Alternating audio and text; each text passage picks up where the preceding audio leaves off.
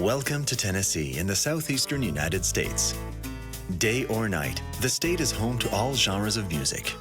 From bluegrass to country, Delta blues to rock and roll. The legendary clubs along Beale Street in Memphis were among the first to feature Elvis Presley and Johnny Cash.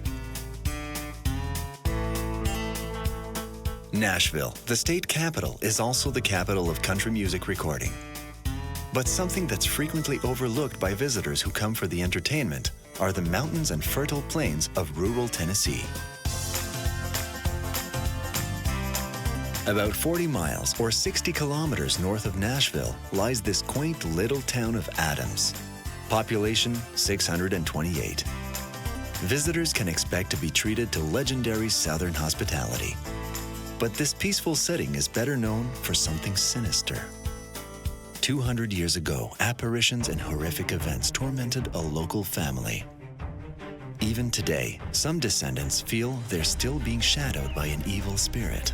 Beginning 196 years ago, Bells were tormented by what they called a spirit, the neighbors called a witch, some people called a demon.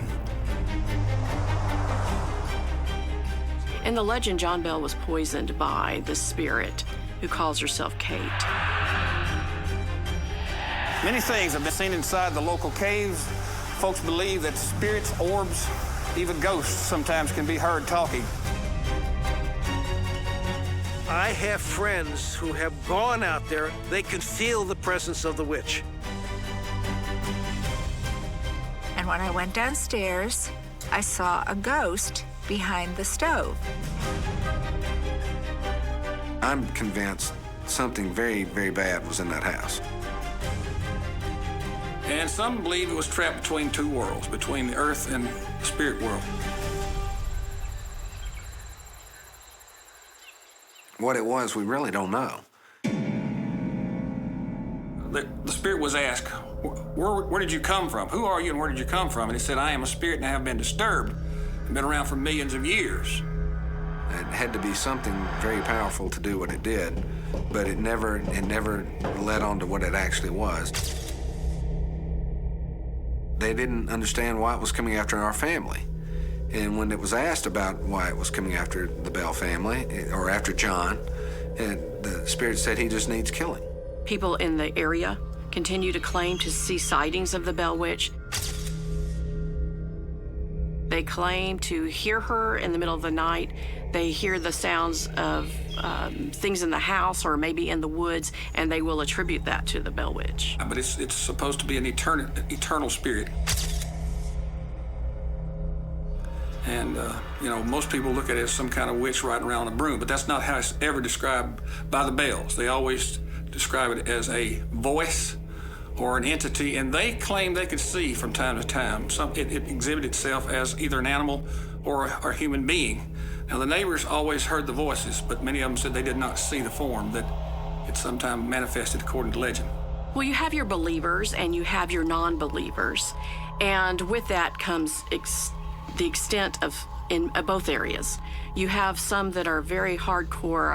I don't believe in ghosts. I will not ever admit that there's a Bell Witch. And then you have the people who really believe that she existed and that she tormented this Bell family for years and that she continues to torment people in Robertson County as they visit Adams. Supposedly one of the sons of John Bell had served with Andrew Jackson.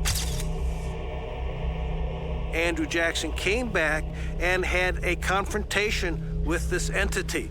Andrew Jackson had a pleasant encounter with it, but it abused people that he was with, and he was quoted as saying he'd rather face the whole of the British Army as to face the Bell Witch again. Well, now it showed up as several different things in the story. It was like a turkey, a wolf, a little girl in a swing that when Betsy tried to talk to her, she disappeared.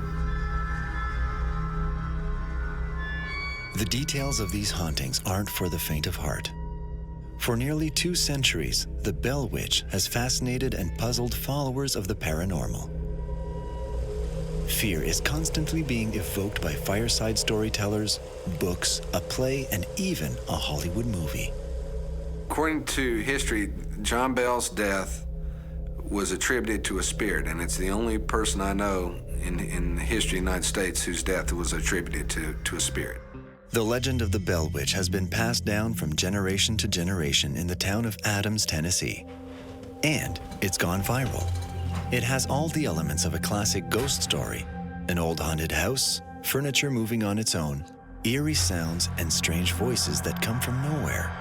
It's more than enough to convince anyone their home is possessed. Let me tell you a little bit about the Bell house.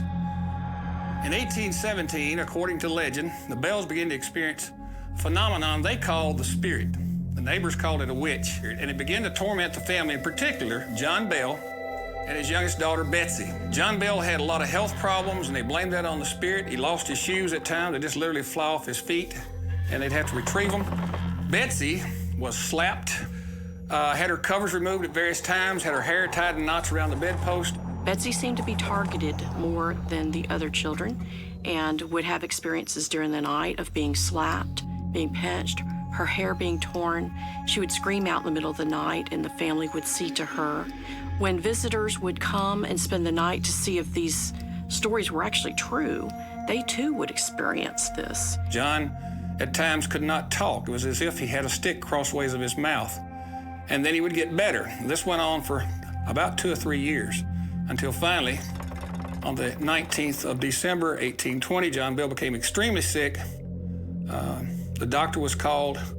It was determined that he had been poisoned. They were beginning to wonder who did this. Did somebody in the family poison John Bell? Did Betsy do this? Did the neighbor do this? And all of a sudden, they hear the voice that they've heard so often in the house. And the spirit, as they call it, said, "I killed old John. I fixed his medicine last night, gave him a big dose of it, and he'll never get up out of that bed." And John Bell died. I've come to the conclusion that something definitely did happen. I've seen a letter, a handwritten letter from 1820, the year John died, of 2 boys riding home to their mother on their trip to see the angel at the Bell house. And they were able to get to the house, and the first night, they said nothing happened, and the second night it happened, and said, "Mom, it's not an angel, it's the devil." And this is part of the legend that continues on through the years. The Bell family is still here in Robertson County, and it has a bloodline that exists till to today. And because of that, the story just keeps getting passed generation to generation and is kept alive. Bob Bell is one of those descendants. He has no doubts his family's stories are true. Like his 5th great-grandfather, John, Bob has also been a target inside his own home. I had just gotten ready to get in the bed, and everything was really quiet then. And then I heard at the end of that hall, the double doors slam shut, both doors. And one of them latches, so they had to be unlatched, and they had to slam them shut.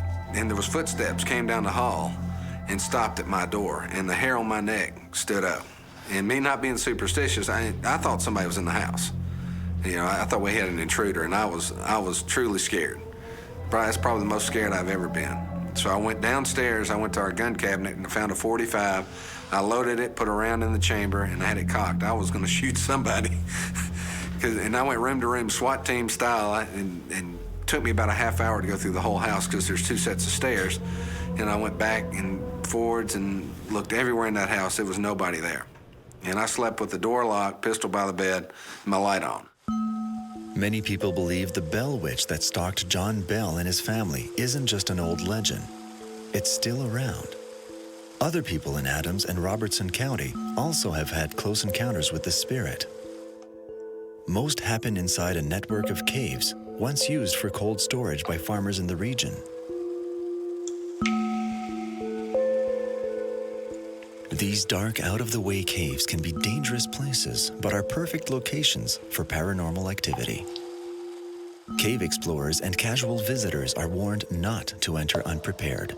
The most popular cave in the area is the one on the old Bell family farm. Most visitors who go there won't cross paths with the Bell Witch or any other spirit, but they could end up even worse off, cornering a wild animal in its lair.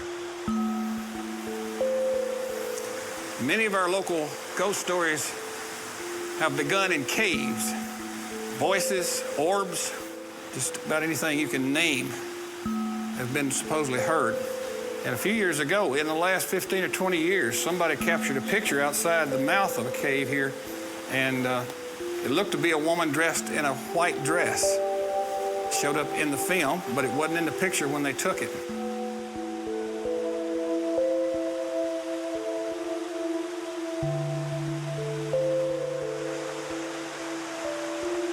Betsy Bell and the Bell children often played in the cave that was on their farm. They claimed at times to have had something chasing them.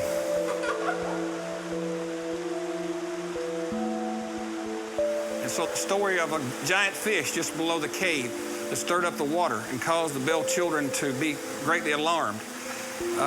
On a trip from the river and from the cave one day, Betsy saw a little girl hanging from the tree, and she talked to Betsy and told her that she shouldn't marry her boyfriend, Joshua Gardner. So caves are so important to the legend and the story of the Bell Witch in Robeson County. I was teaching a local history class for Volunteer State Community College. And the guy that owned the cave, he asked me if I had ever been to the cave, which I had not. And so we go down to the cave, and we go about 250 feet back, and I got up on this ledge with this gentleman to see some Indian drawings or whatever, and the lights go out.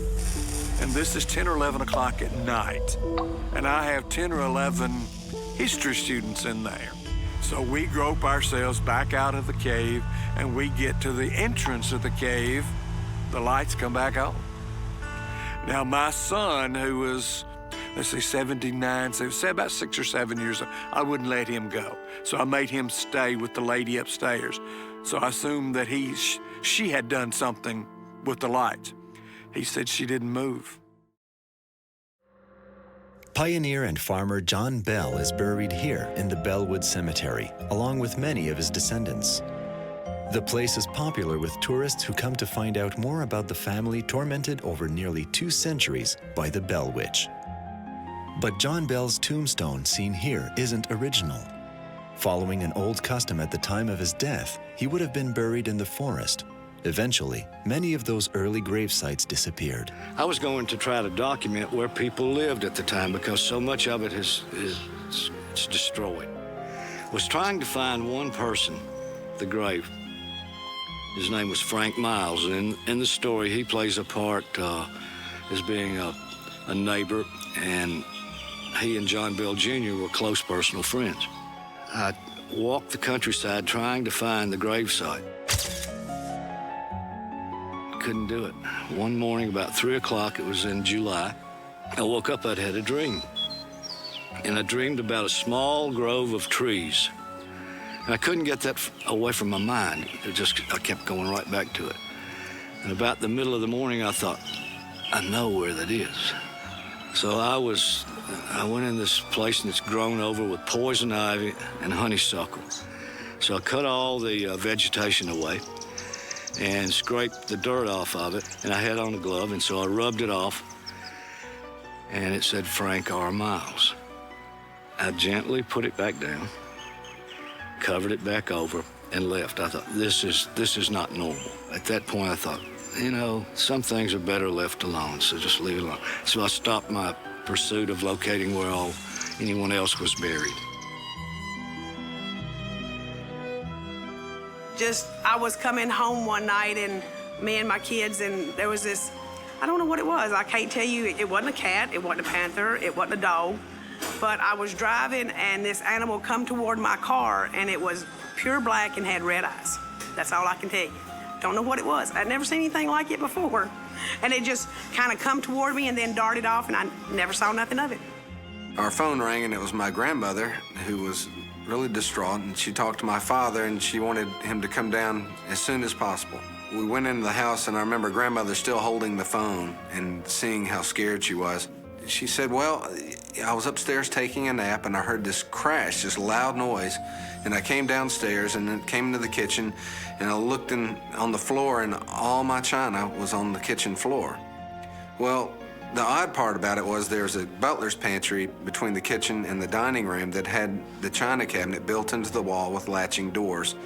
And the doors came open, And all the china, every single piece came out and crashed on the floor, not in the butler's pantry, but in the kitchen. And I just remember seeing it spread just evenly, like it was just thrown out on the floor. And not one piece was broken, and it was bone china. So it was, I have no explanation of how that happened or why it happened, but it was still unexplained by anybody today.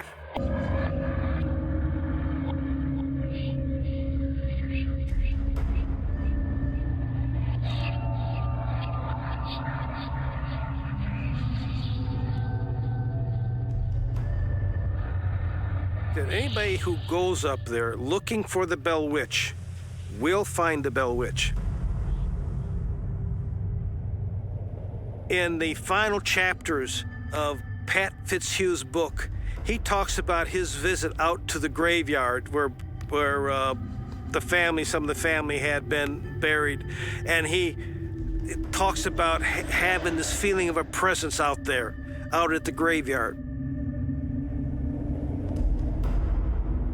He's not the only one. There is also some kids that had gone out there and had found the gravestone of John Bell, and they were bringing the dang thing back in their car, and they had an accident out on the main road, and they died in that accident.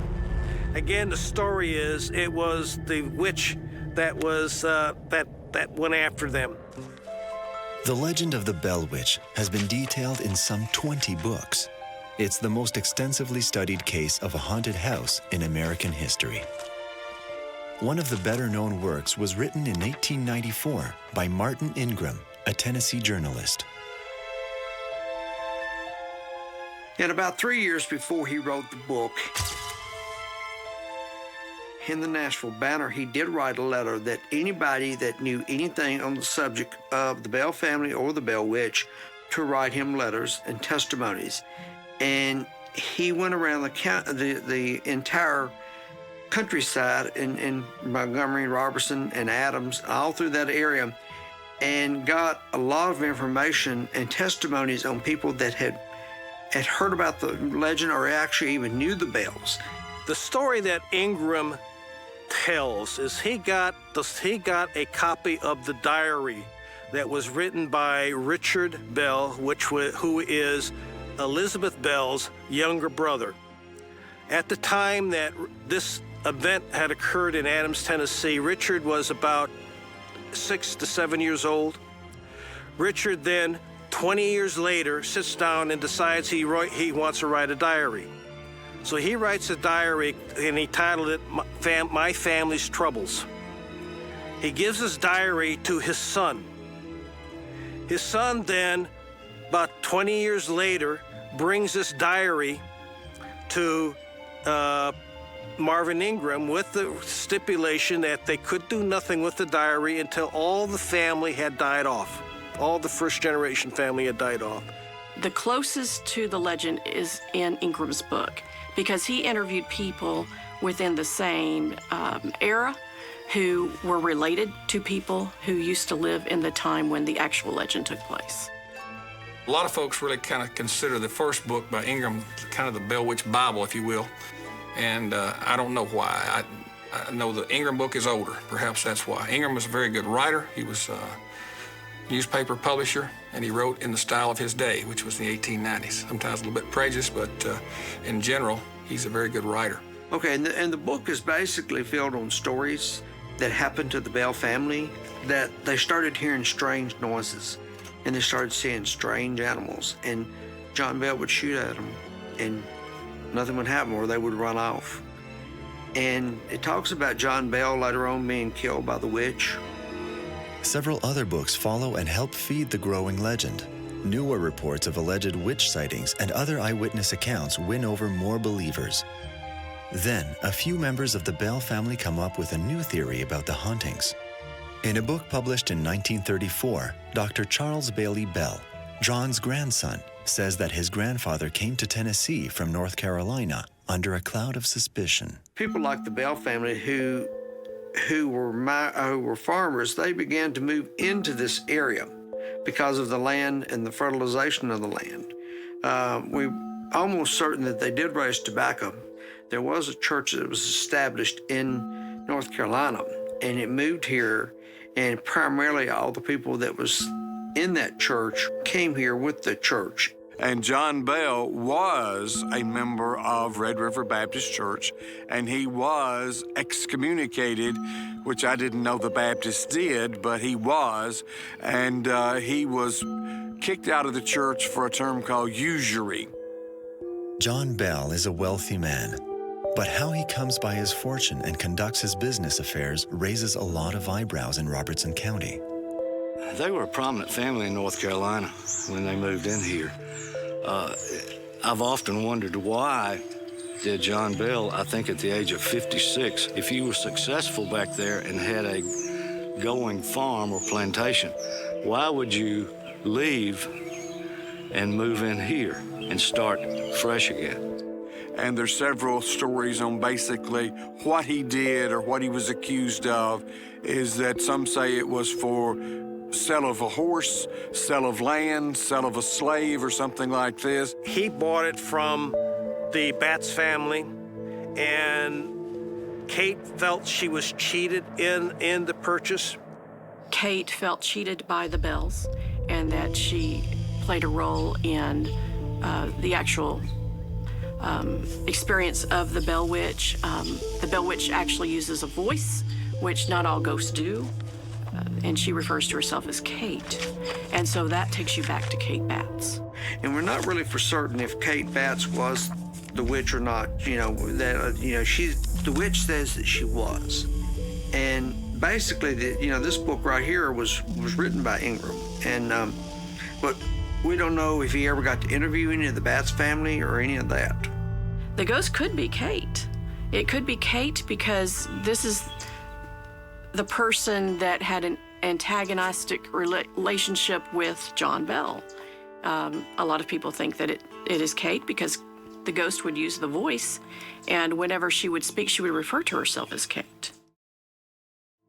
Although there is nothing to indicate that that happened.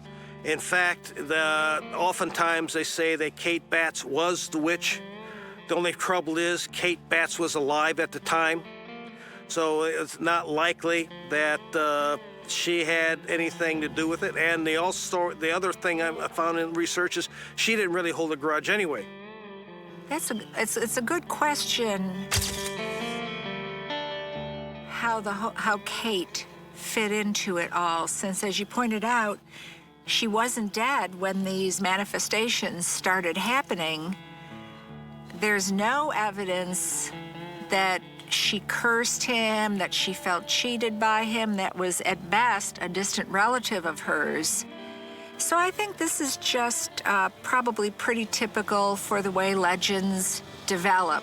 Back then, I think superstition probably played a very important role, is that in the early escorts of man or escapades of man, is that if you can't explain it, it must be something we've done to upset God. So therefore, we won't do that anymore if we can find out what it was we didn't do to begin with. So therefore, this is how they explain many of the actions was through superstition.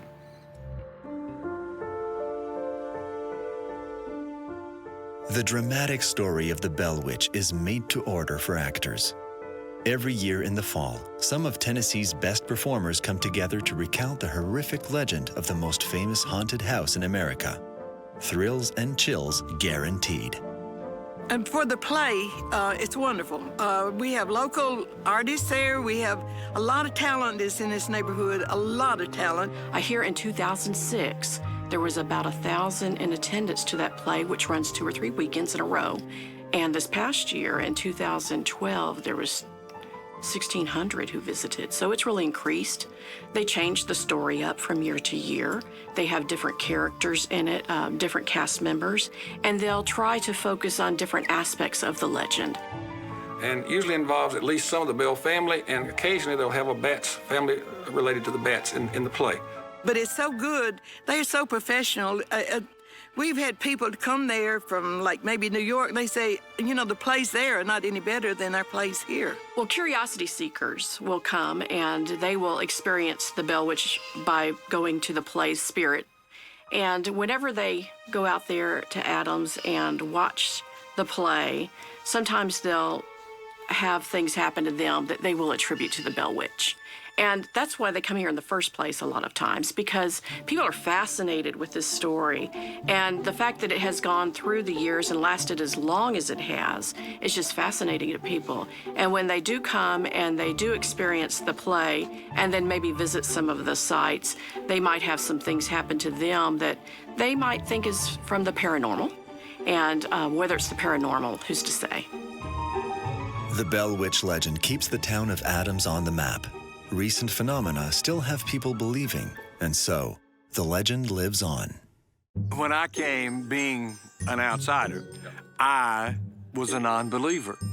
They're little vaporous orbs that can be seen. They couldn't see it was a person. They just could see some movement and a little light. But I've only been in the cave one time, that night that the lights went out. And there's this lady that came, and she was going to do a seance. I have no desire to go back in it. And yes, true, I am a believer. We have not seen them, but we have been told by two different people. One who was up here, who had never been here before, and said, well, I saw this little cloud going from the cemetery to the second floor of your house. And we also ran into another man who grew up on this road as a child and said he was never so scared in his life and saw the same thing.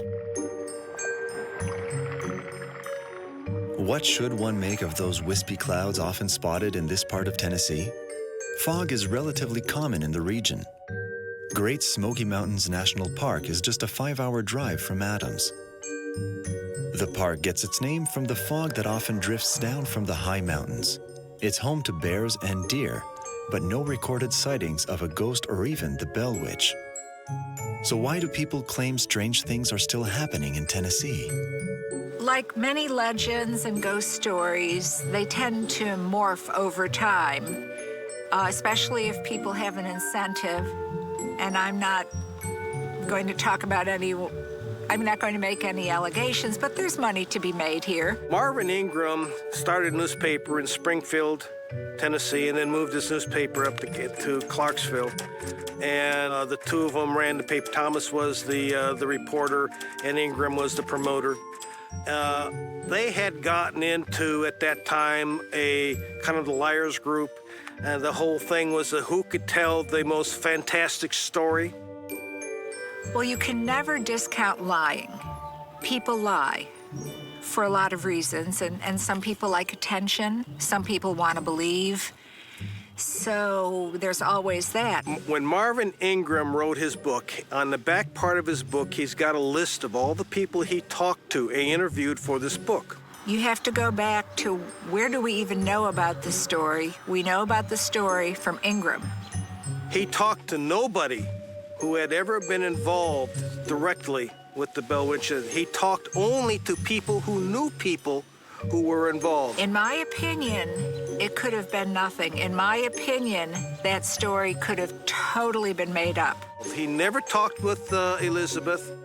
He never talked with any of the family, and never even talked with the boy, Richard Bell, who wrote the diary. They refused to part with the diary until Betsy was dead. And I thought to myself, that's really slick, because now with Betsy out of the picture and they give the diary, she's not there to interview, to verify, not verify. So, but again, we go back to this assumes the diary even existed. Nobody has even seen the diaries.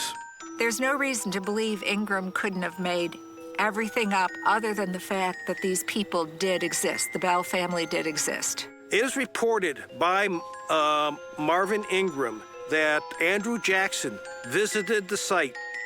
Now, Andrew Jackson visited after he had just done the New Orleans, the conquest down there, where he defeated the British in New Orleans. Well, the story about him coming into town and his wagon not moving and on, whenever that was reported to have happened, I mean, he was president. People knew where he was, and he wasn't there. Anything that man would have done would have been written down in great detail. Okay, I have searched his journals. Others have searched his journals. There is absolutely no mention whatsoever in his journals of ever having been to Adams, Tennessee, not without alone having confronted the witch. I mean, the way this legend has developed, it's got a little bit of everything. You know, they've thrown in poltergeist stuff, they've thrown in witch stuff, ghost stuff, bad witch, good witch. There's religion thrown in, you know, so that's a good way to get people to believe. You know, put something in there that they can relate to, and they might ignore the rest, but they'll believe the legend if it has something that speaks to them.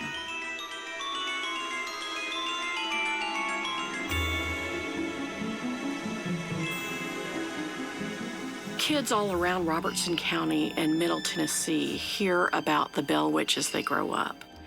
And not only do they hear it from family and friends when they're younger, but when they do enter the school system, sometimes it will be interjected into their curriculum. What I would do is I would write something on a piece of paper, as inane as it is or something like this, and the rule of the game is that the first person in this class row read it and tried to memorize it.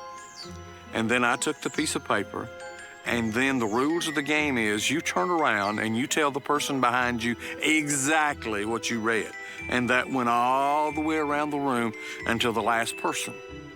Now, that last person's job was to come up and write on the board exactly what they heard. It never, ever started out or ended up the same.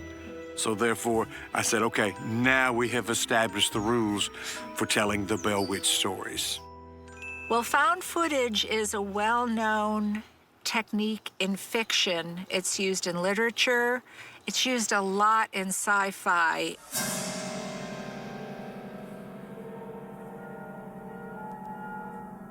But the way things are set up is someone stumbles upon a relic, photos, diary, film, whatever, that depicts something that supposedly happened. We all know about the Blair Witch Project. You know, they found these videos of allegedly what happened in the woods. We know the Blair Witch Project is fiction. But what we've got here is the diary is kind of the found footage. Of course, they didn't have videos back then. So we've got Ingram, who allegedly has this source that isn't even that good, but that's another topic. But unlike the Blair Witch Project, he doesn't even have the diary. Everyone has heard of a ghost, a haunted house, or a paranormal event at least once in their lives. Most of us either accept or reject the reports based on the evidence. In the case of the Bell Witch, no one can say for sure what actually happened 200 years ago near the quiet village in Tennessee, or why sightings continue to this day. A few people have theories.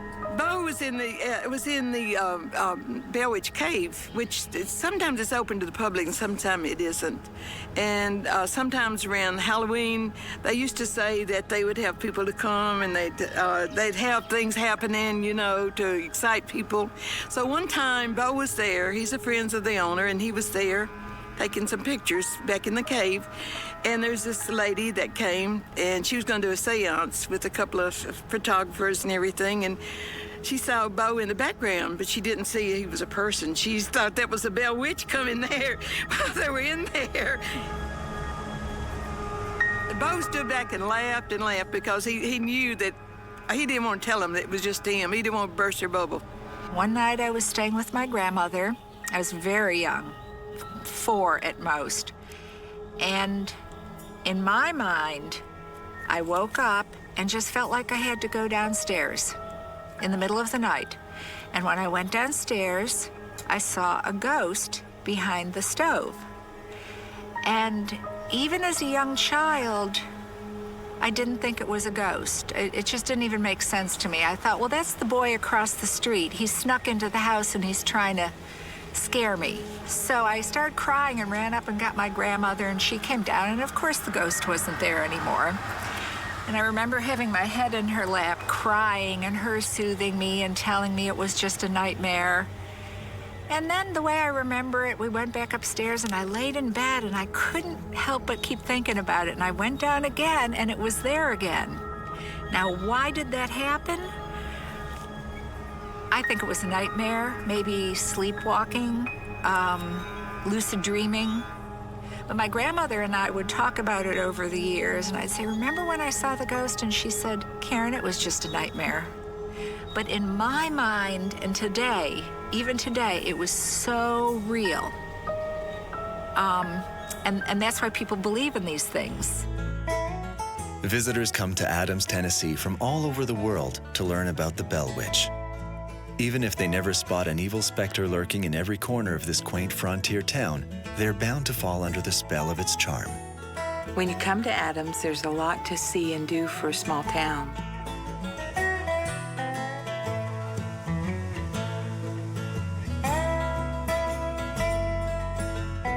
Our motto is year-round country fun, and there are good places to eat. There's Adams Station Barbecue, which has excellent barbecue and home cooking, and the Moss's restaurant has great steaks and burgers. And it used to be the schoolhouse cafeteria is what it was. It is also known as the Bell Witch Cafeteria at one time. You know, we've had a few little incidents happen out here, knocks and, you know, stuff like that.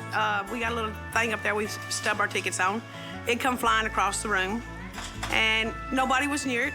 But, you know, we just told her, you know, Kate, go away. We're busy. We don't have time to fool with you, so, you know. And then Red River Canoe is a little bit further down the road on Highway 41, and that provides camping experience and canoeing, and they have a lot of festivals throughout the year. But the Bell School Grounds has a lot of festivals year-round as well. We have the Thresherman Show in July, and that's been going on for about 43 years now, every year. And they have gentlemen that have an old-fashioned wheat thresher and a sawmill, a blacksmith shop, and other antique tractors that actually perform the craft there. They also have tractor pulls and other activities, but it's neat to see the way these craftsmen operate, you know, back then.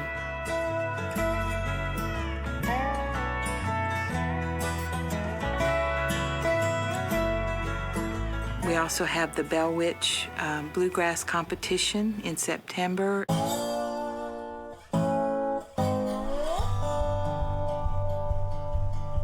Square dancing and bluegrass music and picking and grinning all over the grounds. And we end the year with the Spirit Play in October during Halloween, which tells the story of the Bell family and the Bell Witch. It is a very much attended tourist attraction, and I sold tickets to people from Australia, Sweden, Germany, the Ukraine, and they came. And how they heard about it, I did not know. I knew it was a local phenomenon, maybe even a national, but an international, I had no idea.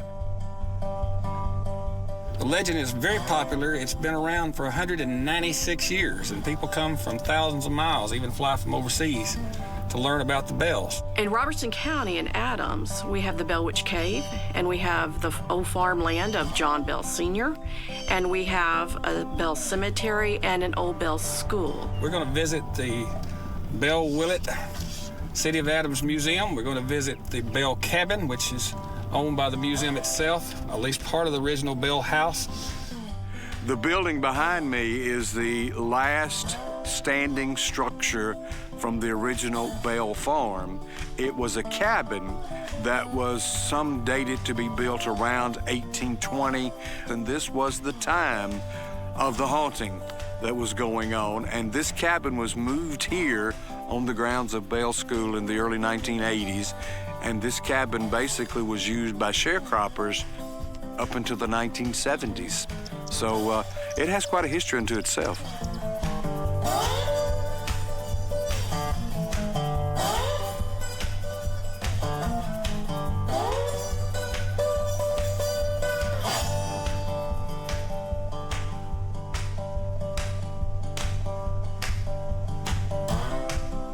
This is the place you would come to find out more about the Bell family and their spirit.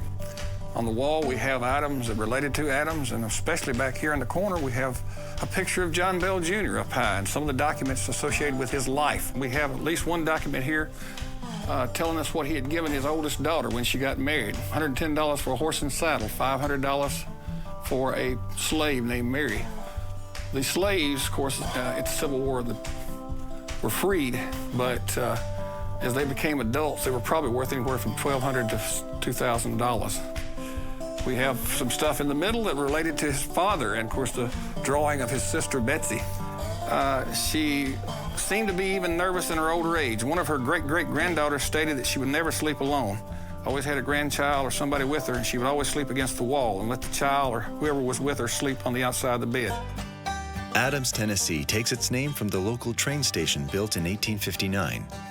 Ever since, the town has been a popular stop for anyone with a taste for adventure. Signs of its colonial past can still be found everywhere. The riches of the cotton plantations is what attracted families like John Bell's.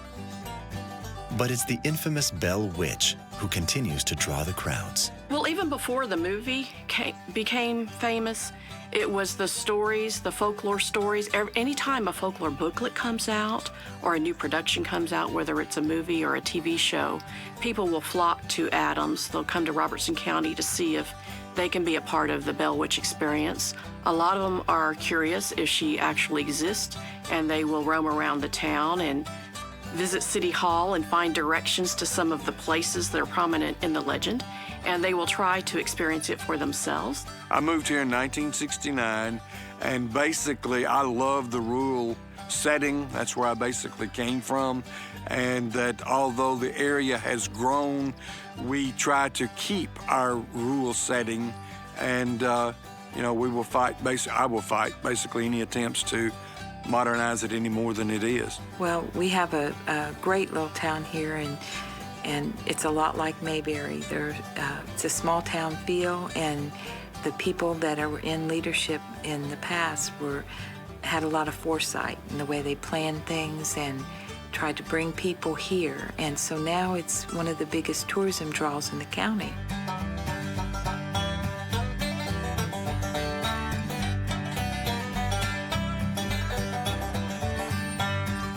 I think there are things that happened. And I think it's at one time, something happened a long time ago that caused the spirit to be written. It became a legend, and it was told more and more and more. And as the legend grows, it gets bigger and better. More people wants to know about it. And it's something that did happen, but of course it was so long ago, we can't explain it. Weird things happen in Adams all the time, but especially during the Play and Spirit Week, the last 2 weekends of October. Come on down. You never know what you might encounter. Whenever people experience the Bell Witch and they come here, they want to be a part of it. And so they'll either drive by the cave or they'll drive by the school or the cemetery, and they may have car problems afterwards. Now, whether those car problems are from neglect or from the Bell Witch is to be seen, but a lot of them like to attribute things happening to them and experiences happening to them because of the Bell Witch presence in Robertson County.